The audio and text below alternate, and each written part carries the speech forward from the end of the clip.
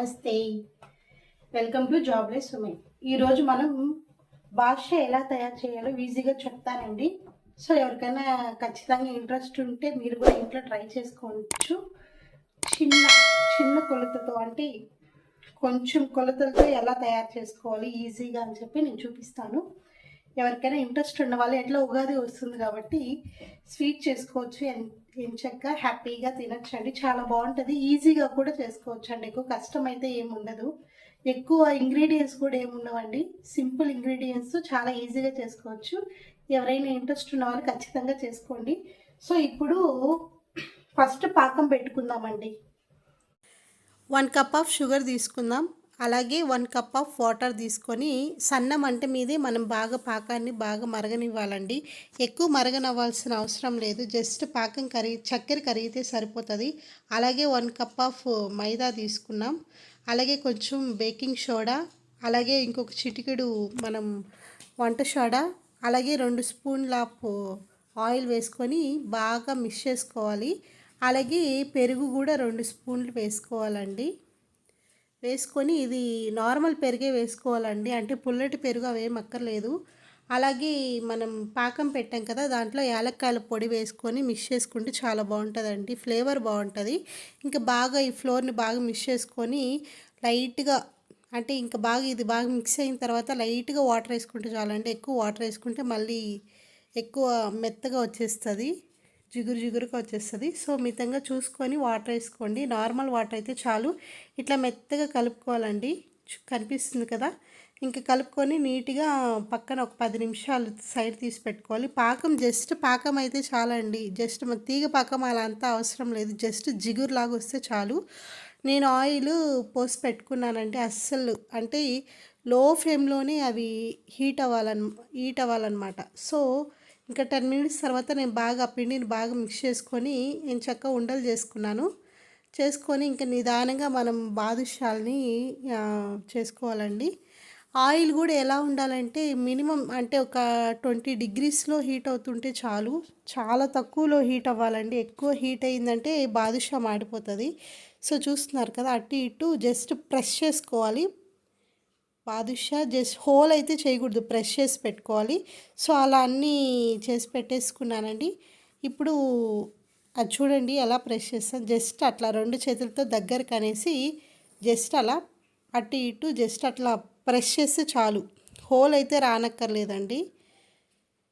అది అంటే నిదానంగా అవి కుక్ అవ్వాలండి, లేదంటే మాడిపోతాయి అన్నమాట ఆయిల్లో వేసినప్పుడు. చూడండి ఆయిల్ లైట్ హీట్ అయ్యింది.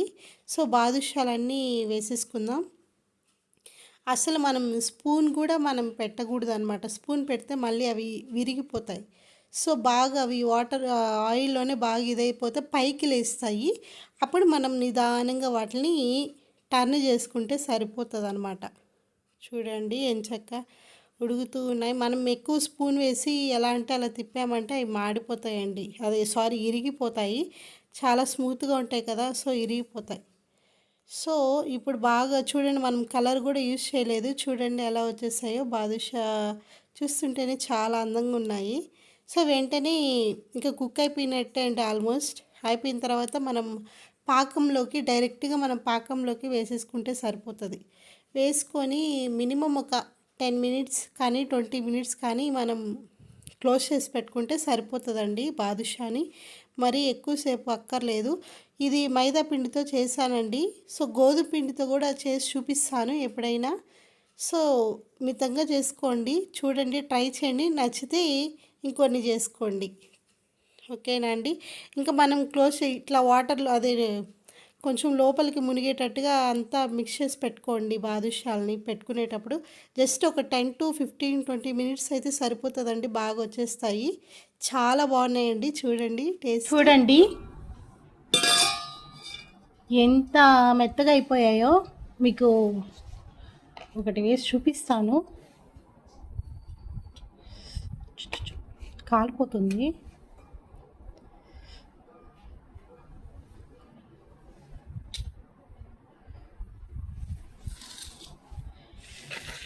చూడండి కనిపిస్తుందా,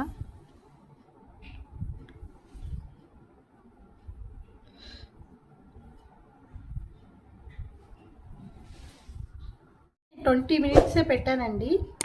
చాలా మెత్తగా అయిపోయాయి. చూపిస్తా ఉండండి. ఇదండి, ఇంకొకటి తీసి చూపిస్తాను. ఇదండి, చాలా ఇట్లాంటి జస్ట్ చూడండి ఇంత మెత్తగా అయిపోయిందంటే ఒక టేస్ట్ చూసి చెప్తాను. చాలా అంటే చాలా బాగుందండి. అసలు జస్ట్ ఇట్లా పెడుతుంటే స్పూన్ లోపలికి అంత స్మూత్గా వెళ్ళిపోతుంది.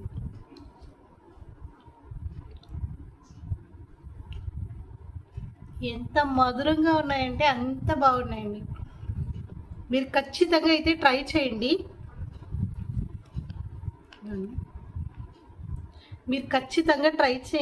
ఇంట్లో చాలా బాగా వస్తాయి. కానీ మెయిన్ ఎక్కువ ఇంగ్రీడియంట్స్ అయితే లేవండి, సింపుల్ ఇంగ్రీడియంట్సే. బేకింగ్ సోడా, షుగరు, అలాగే మనం ఇంట్లో వాడుకుంటాం కదా వంట సోడా, ఆయిల్. ఎంత మెత్తగా ఉన్నాయంటే ఎట్లాగో ఉగాది వస్తుంది కాబట్టి ఖచ్చితంగా ట్రై చేయండి. తినేదానికి చాలా అంటే చాలా బాగున్నాయి. షుగర్ కూడా ఎక్కువ లేదండి, మీడియంగా ఉంది. చాలా బాగుంది. అసలు నేను చెప్పలేకపోతున్నాను, చాలా టేస్ట్గా ఉంది.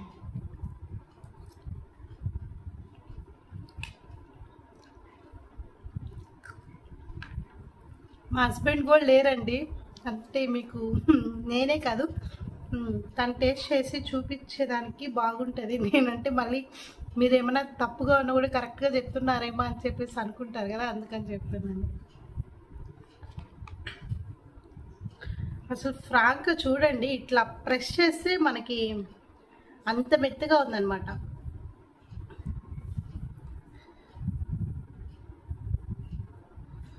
అంత బాగుంది, చాలా అంటే చాలా బాగుందండి. నేను ఆల్రెడీ ఇంట్లో చాలా టైమ్స్ ట్రై చేశాను. సో బాగా వచ్చింది కాబట్టి మీకు షేర్ చేస్తున్నానండి. అందరికీ థ్యాంక్ యూ సో మచ్ అండి. ఖచ్చితంగా ఇంట్లో చేయడానికి ట్రై చేయండి. ఓకేనా, బాయ్.